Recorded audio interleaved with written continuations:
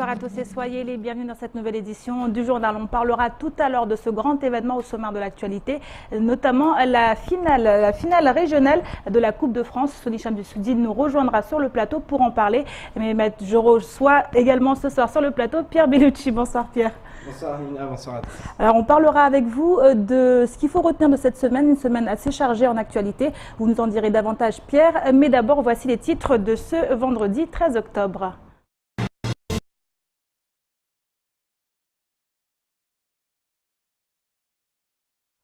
Retour. Alors justement, on va parler de foot. J-1 avant la grande finale régionale de la Coupe de France. Cette année, les Diables Noirs de Combani vont affronter le tenant du titre, à savoir le Football Club de Mtsapéré, 4 fois vainqueur de l'épreuve. À l'approche du match, la tension monte et ce soir, Sony Chamdussoudine est présent avec nous pour nous parler de cette rencontre qui promet d'être spectaculaire. Bonsoir Sony. Bonsoir Amina. Alors justement, une rencontre très attendue entre Mtsapéré et Combani qui aura lieu ce samedi à Bandrabois. Alors qu'en est-il très exactement? Effectivement, dernier acte de la 17e édition régionale de la Coupe de France. Le Football Club de Mtsapéré affrontera au stade municipal de Bandrabois le Diable Noir de Combani. Pour les Rouges, il s'agit d'une habitude, d'une formalité même, puisque vous l'avez dit, ils sont 4 fois vainqueurs de ce trophée et tenants du titre. Pour les Diables Noirs de Combani, il s'agit d'une toute autre histoire, puisque le CV est encore néant, mais c'est une première finale, donc ils vont essayer de la remporter. Il y a donc 6 classes d'écart entre les deux clubs pour le moment. Ce vendredi, veille de match, conférence de presse des deux clubs, ils se sont présentés tour à tour devant les journalistes et l'objectif est clair, représenter l'île au Lagon en hexagone lors du 7e tour de la Coupe de France au mois de novembre prochain. Pierre Bellucci et Hakim Saïndou. C'est l'un des événements sportifs les plus attendus sur le territoire. La finale de la Coupe de France régionale aura lieu demain sur le stade synthétique de Bandrabois. L'année passée, le Football Club de Mtsapéré l'avait emporté 3-0 contre le FC L'Abattoir. De nouveau à une marge du titre, c'est avec sérénité mais prudence que le coach du FCM aborde ce grand rendez-vous. Les gens disent qu'on est favori, mais comme je dis auparavant que sur les matchs, tout peut arriver. Hein. Vous voyez bien que même des fois, une petite équipe peut battre une grande équipe. C'est vrai qu'on est en train du titre, mais il n'y a pas tellement de pression. Les joueurs ont de l'expérience, donc je pense que pour le moment, jusqu'à maintenant, peut-être la pression viendra après, mais jusqu'à maintenant, il n'y a pas tellement de pression. Une pression que les Diables Noirs de Combani ne ressentent pas davantage. Car s'ils sont clairement outsiders avant la rencontre, les membres du club savent qu'ils ne sont plus qu'à 90 minutes d'une première victoire dans la compétition. C'est pas facile quand même de jouer contre le leader du championnat. FCM, on connaît tout son palmarès avec les titres qu'il y a derrière lui. Mais nous, on va jouer cette finale en tant que challenger. Ça va pas être facile, mais on a nos armes à faire valoir demain. Donc certes, peut-être ça va être difficile, mais on va se donner à fond. Se donner à fond pour gagner et uniquement pour gagner. En effet, le coach de Combani a été très clair ce matin en conférence de presse. Une finale, ça ne se joue pas, ça se gagne. Si FCM marque 2 buts, nous on en marquera 3. Vous comprenez? Une finale, ça se gagne. Donc il n'est pas question qu'on joue derrière. Est-ce qu'il ne faudrait pas jouer à 5 derrière plutôt bétonner? On jouera à 5 milieux de terrain et 2 attaquants. Et ici, il faut, on jouera à 3 attaquants et 3 milieux de terrain. On veut la gagner et on va la gagner. J'avais dit qu'on allait battre UCS Sada et qu'on allait battre FCM pour aller au 7e tour. Pourquoi? Tout simplement parce que nous, l'objectif, c'est de dire qu'il faut qu'on aille faire un bon résultat au 7e tour. Le grand gagnant de cette finale ira représenter Mayotte lors du 7e tour de la Coupe de France qui se jouera en métropole les 11 et 12 novembre prochains. Et que ce soit du côté des Diables Noirs comme du FCM, l'ambition est clairement de remporter pour la première fois un match au niveau national. On ne le cache pas, hein, c'est parmi nos objectifs. Il faut savoir que FCM, c'est l'équipe que ça fait 4 fois qu'on a joué la 7e tour. Et chaque fois, on perd par un but d'écart ou 2 buts d'écart. Du coup, on aimerait bien, si ça se passe bien pour nous demain, qu'on va présenter Mayotte là-bas. On aimerait bien gagner cette fois-ci. Aucune équipe du département n'a encore passé le cap du 7e tour de la Coupe de France.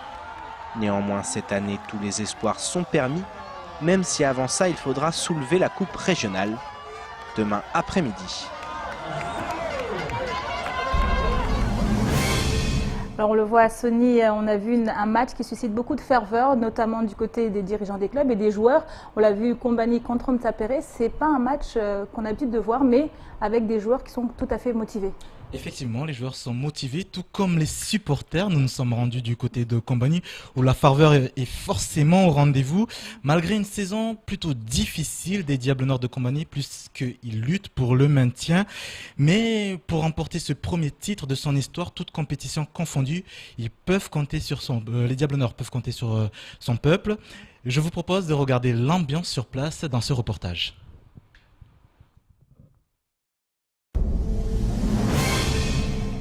Livraison de colis exceptionnels à Kombani. À l'occasion de la finale de la Coupe de France, le club des Diables Noirs a réservé plus de 300 t-shirts, des supporters désormais armés pour cette grande fête. On a besoin du 12e homme ce jour-là.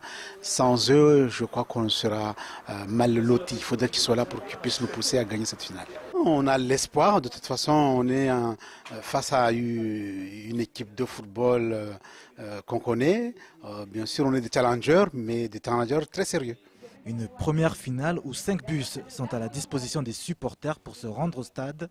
Et les places deviennent rares au fil des jours. Les billets, il y en avait 2550. Là, on a écoulé déjà les 1000. Donc, ça part bien.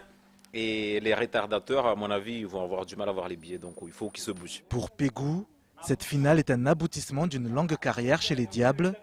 Formé au club et gardien avec les seniors depuis plus de 10 années, ce natif de Kombani vit un rêve. C'est grandissime. C'est la finale de la Ligue des Champions, quoi. Presque, tu vois. Ça peut t'arriver quoi, 1, 2, 3 fois dans une carrière, donc ça m'arrive pour la première fois, donc c'est une immense joie et un grand plaisir pour moi et pour mon village. La ferveur est également au rendez-vous dans la commune, un événement très attendu par les habitants et les pronostics y vont de bon train. Qui va gagner demain? Moi je pense que c'est Diable. Vous sentez bien la finale? Oui, je le sens. Titeron. Nous on va gagner. Parce que le ballon est rond. Savez-vous que même si le Mtsaperois et le Kombani, vous ne passerez jamais ici. Mais si vous êtes par boulia tout comme gavenze. Muskena sous si bede wasi de renga boulou mais c'est Inch'Allah. On part mararu à 0. Inch'Allah. Diable Noir qui va gagner demain, Inch'Allah. Allez, Diable Noir. Dans ce food truck, les discussions tournent essentiellement autour de cette finale.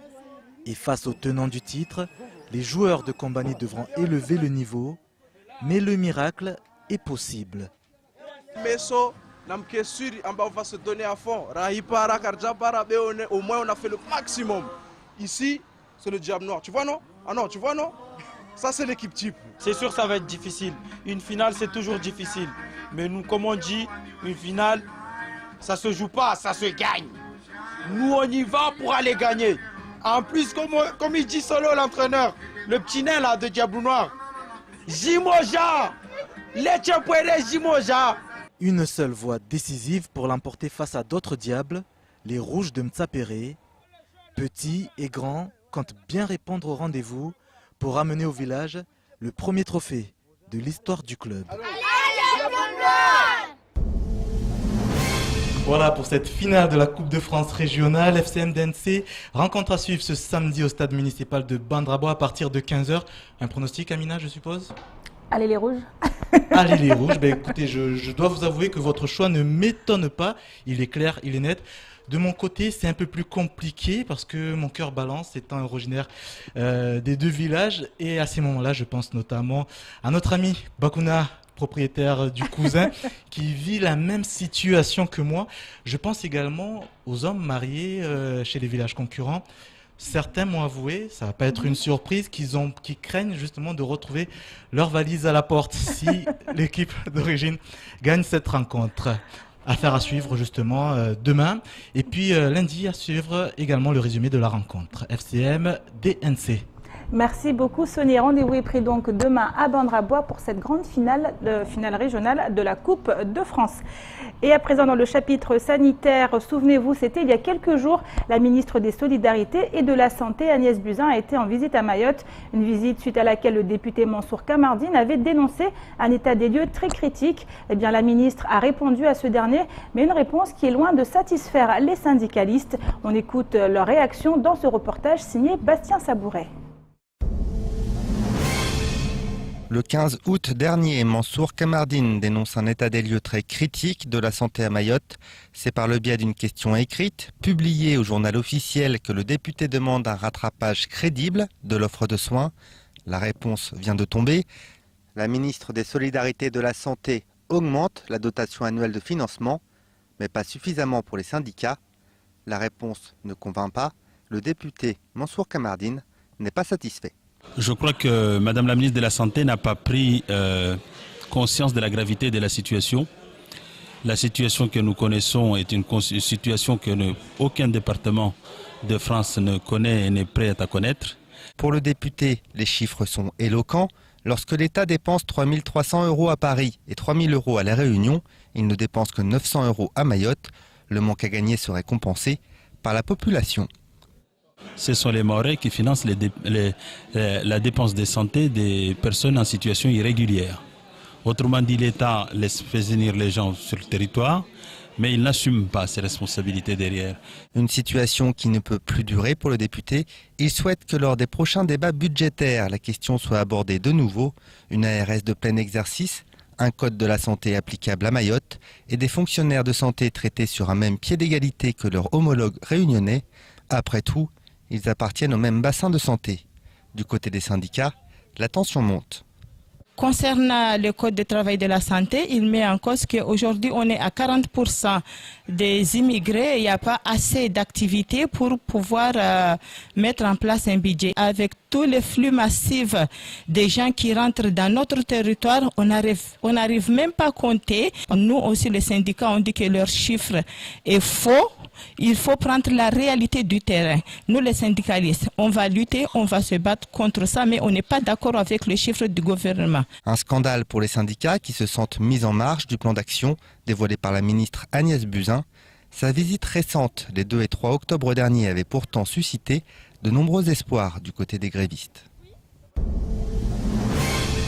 Et également l'actualité de ce vendredi 13 octobre, une grève à venir au port de Longoni ou encore le radar du Nord saboté. Et davantage de précisions tout de suite dans l'actualité en bref. Annoncée il y a quelques semaines par la ministre Annick Girardin, la mission interministérielle chargée d'examiner la situation du port de Longoni a débuté hier. L'étude conduite par la mission de l'inspection générale de l'administration, de l'inspection générale des finances et du Conseil général de l'environnement et du développement durable doit proposer la solution juridique la plus adaptée pour parvenir à un fonctionnement efficace et pérenne du port. Les membres de cette mission sont déjà au travail, tandis qu'en attendant l'apaisement entreaperçu au port n'est pas encore d'actualité. Lundi dernier, la SMART a bien signé la convention permettant à ses grutiers de se former à l'utilisation de l'outillage public, mais refuse d'accepter la mise à disposition de son personnel au profit de MCG. Par ailleurs, un préavis de grève illimité doit être déposé par les agents du délégataire du port dans les prochains jours. Ce nouveau mouvement de protestation devrait débuter le 23 octobre prochain et fait planer sur le département un risque de blocage du poumon économique de l'île. Souvent décrié car jugé non efficace, le radar installé depuis des années au nord de l'île permet aux forces de sécurité de voir les bateaux qui approchent de la terre ferme. En effet, les pilotes de Kwassa déposent bien souvent leurs passagers sur les plages du nord, telles que celle de l'îlot Mtsamboro. Mais alors qu'un système d'exploitation plus performant est attendu dans les prochains mois, l'actuel radar va désormais avoir bien du mal à fonctionner. En effet, hier matin, il a été découvert hors service après avoir été victime d'un sabotage au niveau d'un boîtier d'alimentation électrique. Une enquête a été ouverte et les premières hypothèses se tournent vers les organisations de passeurs. Car si le système n'est pas à la hauteur des attentes en matière de lutte contre l'immigration, nul doute qu'il dérange ceux qui profitent quotidiennement de la misère humaine. Hier, un nouveau barrage a été érigé sur le département. Des individus ont bloqué la route située à Tsumoni suite à un accident ayant plongé le conducteur d'un scooter dans un état grave. Une partie des villageois réclament des ralentisseurs, ce que le maire a rapidement accepté à la suite d'une réunion avec la DEAL. Depuis quelques mois et suite à plusieurs accidents, de nombreux ralentisseurs ont vu le jour sur le département, notamment entre le collège de Chikoni et le lycée de Kahani. Néanmoins, ils sont loin de faire l'unanimité et pour cause. Hier soir, un automobiliste domicilié à Tsingoni a été victime de jets de pierre. Alors qu'il passait sur les ralentisseurs, des individus en ont profité pour tenter d'ouvrir la porte du véhicule avant de casser le pare-brise avant de la voiture. Fort heureusement, le conducteur a pu accélérer et fuir ce guet-apens, mais cette agression n'est pas un cas isolé et provoque la colère des victimes. Et parlons à présent de cette initiative de l'ADI qui met à l'honneur les femmes, notamment celles qui entreprennent ou qui sont sur le point de le faire. En effet, du 9 au 13 octobre, différentes actions ont été menées en ce sens dans le cadre de la semaine de l'entrepreneuriat au féminin. La dernière action a eu lieu aujourd'hui. Adèle Laurent était sur place. Reportage. La semaine aura été chargée pour l'ADI. Après Kungu, Chikoni, Chirungi, l'abattoir, Sangamuji et Sada, l'association pour le droit et l'initiative économique est revenue sur Mamoudzou pour clôturer sa semaine de l'entrepreneuriat au féminin avec une dernière session d'information collective sur la création d'entreprises. Avec près de 500 futurs créateurs et créatrices d'entreprises informés durant cette semaine, l'ADI se dit très satisfait. Emmanuel Legras nous rappelle les raisons d'avoir dédié cette semaine à la jante féminine. L'ADI a pour mission de financer les personnes qui souhaitent créer ou développer une entreprise grâce au microcrédit, et ce sont des personnes qui n'ont pas accès au crédit bancaire. Donc principalement des demandeurs d'emploi ou demandeuses d'emploi, des allocataires des minima sociaux, mais également des chefs d'entreprise, des gens en activité qui n'ont pas les garanties suffisantes pour accéder à la banque. 63% de nos bénéficiaires, de nos clients sont des femmes. Donc il nous paraissait vraiment important de mettre l'accent sur l'entrepreneuriat féminin, de valoriser leurs initiatives, mais également de montrer à d'autres femmes qu'il existe une voie à l'insertion par la création d'entreprises. Aujourd'hui, les femmes sont majoritairement concernées par le chômage, puisque le chômage à Mayotte c'est 27%, mais près d'une femme sur deux est au chômage. Et donc aujourd'hui, on souhaite montrer que avec un territoire où on connaît un bassin d'emploi salarié très restreint, l'insertion économique par la création de son activité est possible et notamment permet de créer des emplois durables, viables, avec des niveaux de revenus générés qui sont suffisants. Et pour mettre en place cette semaine dédiée à l'entrepreneuriat au féminin, l'ADI a bénéficié du soutien de la délégation aux droits des femmes et de Pôle emploi et du partenariat de BIAPI et d'Énergie Alternative Mayotte. Énergie Alternative, c'est une coopérative d'activité et d'emploi qui accompagne tout porteur de projet à tester à grandeur réelle leur activité. S'ils ont besoin de fonds ou un peu de crédit, on peut, nous, par rapport à notre partenariat, les diriger vers l'ADI et pour qu'il y ait cette complémentarité par rapport à l'accompagnement qu'ils vont recevoir au niveau d'énergie et les fonds de l'ADI. Un partenariat qui permet aux personnes présentes d'être directement orientées vers les professionnels compétents. Et ce matin, Issouf Amina et Nabouane Ramlati se trouvaient parmi les femmes venues se renseigner sur la création d'entreprises. Elles ont souhaité adresser un message d'encouragement à celles et ceux qui hésiteraient à créer leur boîte.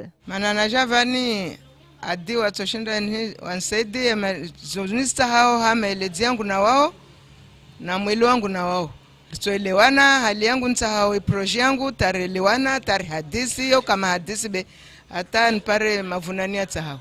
Nitoambia waje adi, watopara maelezo, wapare na mavuna mengi.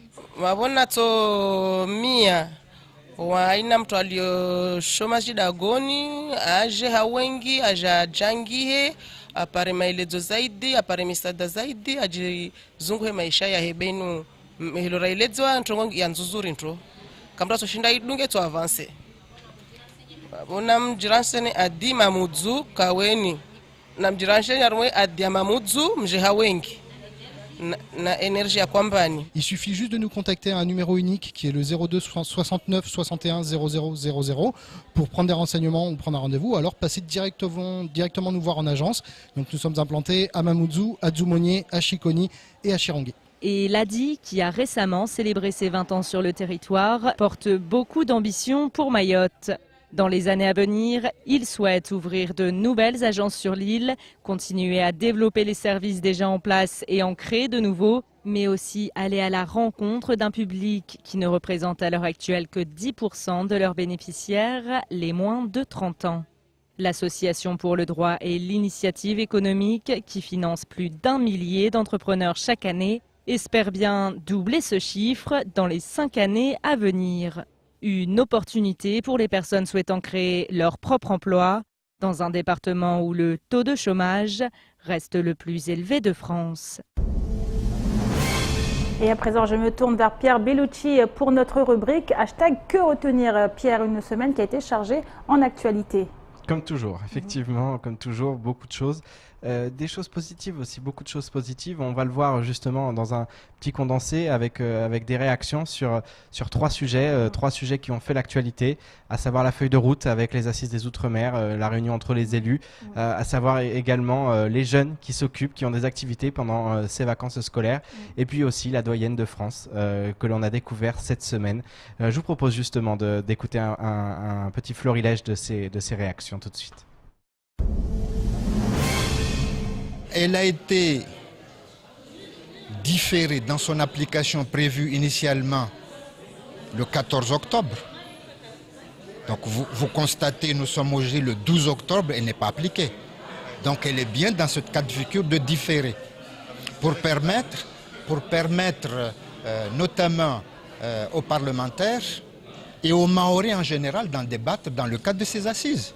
Je ne peux pas préjuger des conclusions qu'on va arrêter les Mahorais. Mais d'ores et déjà, en ce qui nous concerne, nous avons donné le ton. L'idée, c'était de leur faire découvrir le journalisme radio et plus précisément tout ce qui est utilisation du numérique, vu qu'on est dans une nouvelle ère et qu'ils le côtoient au quotidien. L'objectif, c'est d'intéresser les enfants à la transmission de l'information, à la récupération, à la vérification des sources, et qu'ils arrivent à la fin à une production réelle qui puisse être écoutée, pour le coup, par l'ensemble du collège, voire l'ensemble du département.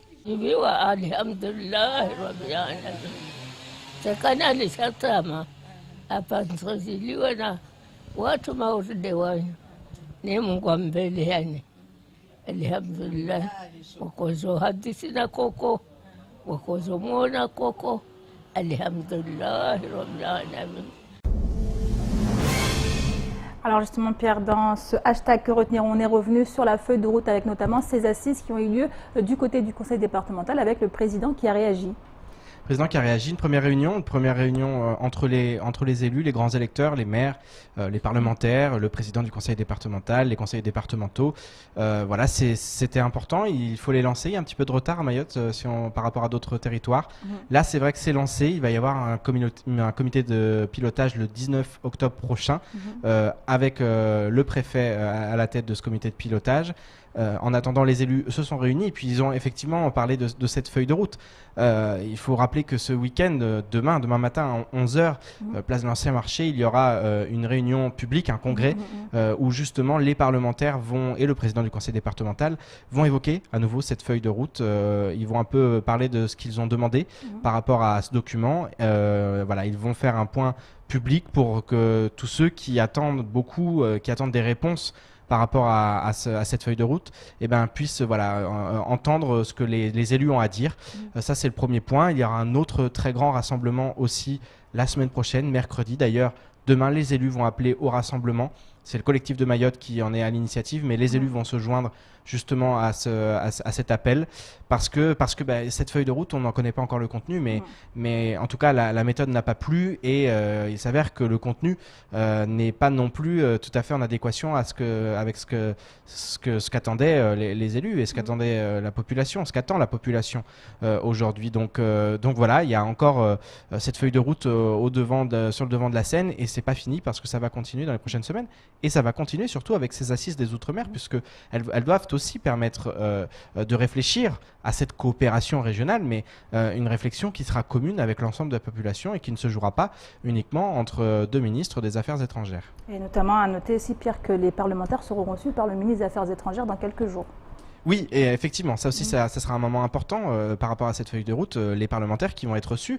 C'est une très bonne chose, ça, à ce niveau-là. On voit qu'au niveau du ministère des Affaires étrangères, on a compris qu'à Mayotte, il y avait un vrai mécontentement. Maintenant, on va voir les réponses qui vont être apportées aux élus, mais en tout cas, c'est bien que le gouvernement ait compris qu'il y avait urgence, à rencontrer les Mahorais, à discuter avec eux, parce qu'on ne peut pas comme ça décider de l'avenir de toute une population sans même lui demander son avis. Alors justement, Pierre, on est en vacances en ce moment. On va parler de ces jeunes qui, même pendant les vacances, s'activent, s'occupent avec notamment des projets pédagogiques, notamment ce projet de web radio du côté de Chiconi. Oui, c'est les vacances scolaires, et qui dit vacances scolaires dit activité extrascolaire. C'est important, on l'a dit, on ne cesse de le rappeler. Ces enfants, c'est vrai que sur le territoire, souvent, on est extrêmement choqués parce que ce sont vraiment des victimes. Ils n'ont rien demandé et beaucoup sont dans une extrême précarité. Certains ne sont pas scolarisés. Eux n'ont rien demandé. Ce conflit qu'il existe, les problématiques qui sont sur le territoire, eux n'en sont pas l'origine et ils ne doivent pas en subir les conséquences. Et c'est vrai qu'on voit cette délinquance, on voit ces jeunes qui tombent dans cette délinquance et on se dit souvent lorsqu'on va à la rencontre de cette jeunesse, lorsqu'on les voit pratiquer des activités, on se dit que si tout simplement ils étaient occupés, s'ils avaient des centres d'intérêt, s'il y avait plus de choses qui étaient développées, de structures pour les accueillir, eh bien sûrement que la délinquance ne serait pas à ce niveau-là sur le territoire. Donc c'est pour ça qu'il faut mettre en avant ces activités, ces actions, ces initiatives qui sont prises aux quatre coins de l'île, souvent par ça peut être des professeurs, mais ça peut être aussi dans le monde associatif ou des personnes qui donnent de leur temps pour être auprès de ces enfants et pour les occuper, ne serait-ce que quelques heures, pour pas qu'ils errent dans les rues. C'est vraiment quelque chose de très très important. Je crois qu'il faut inciter tout le monde à prendre cette question à bras-le-corps et voilà, que les uns et les autres prennent conscience que ces enfants, tant qu'ils seront dans la rue, ensemble, à traîner dans les rues, en groupe, il y a de fortes chances pour qu'ils dérivent. Et c'est ce qui se passe, depuis des années. Et bien sûr que les pouvoirs publics doivent agir, mais je pense que c'est tout le monde qui doit aussi jouer sa partition face à cela. Alors justement, Pierre, on va finir avec ce record qui est enregistré ici à Mayotte. Chez nous, nous avons la doyenne de France qui répond au nom de Tavakolo et qui va bientôt avoir 115 ans. 115 ans, oui, c'est invraisemblable. 115 ans, c'est génial parce que si c'est une découverte, parce que la conseillère de la ministre de la Santé est venue à Mayotte, elle a rencontré cette dame et puis elle s'est dit mais 115 ans, ça fait quand même vieux, ça fait quand même très âgé, donc est-ce qu'on serait pas là proche d'un record? Et effectivement, on s'est rendu compte qu'on était sur un record de France et au niveau mondial, c'est la 6e personne la plus âgée au monde, donc c'est assez incroyable. Puis c'est génial parce qu'on voit qu'elle a toute sa tête, que c'est aussi la mémoire de Mayotte. Enfin, on le voit quand elle parle, elle a vécu les deux guerres, elle a vécu la colonisation, la décolonisation, elle a vécu la départementalisation, elle a vécu l'indépendance des Comores. Enfin, c'est une bibliothèque à elle seule et on voit qu'elle a toute sa tête, qu'elle a une descendance aussi qui était auprès d'elle.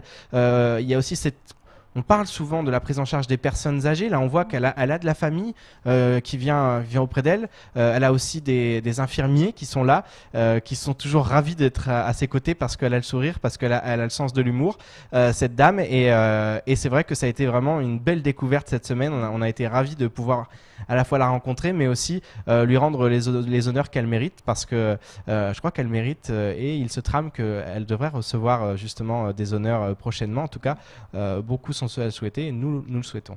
Tavakolo, qui on le rappelle, est né le 2 décembre 1902. Tout à fait, le 2 décembre 1902. Merci beaucoup Pierre pour toutes ces précisions et c'est ici que s'achève cette édition. Merci à vous de l'avoir suivi. Une édition rediffusée sur OAM5, également disponible en replay sur notre site l'infopoésie.fr, sur YouTube et sur notre page Facebook. Nous vous donnons rendez-vous, la rédaction et moi, dès lundi pour une nouvelle édition du journal. Excellente fin de semaine à vous sur KTV et à lundi.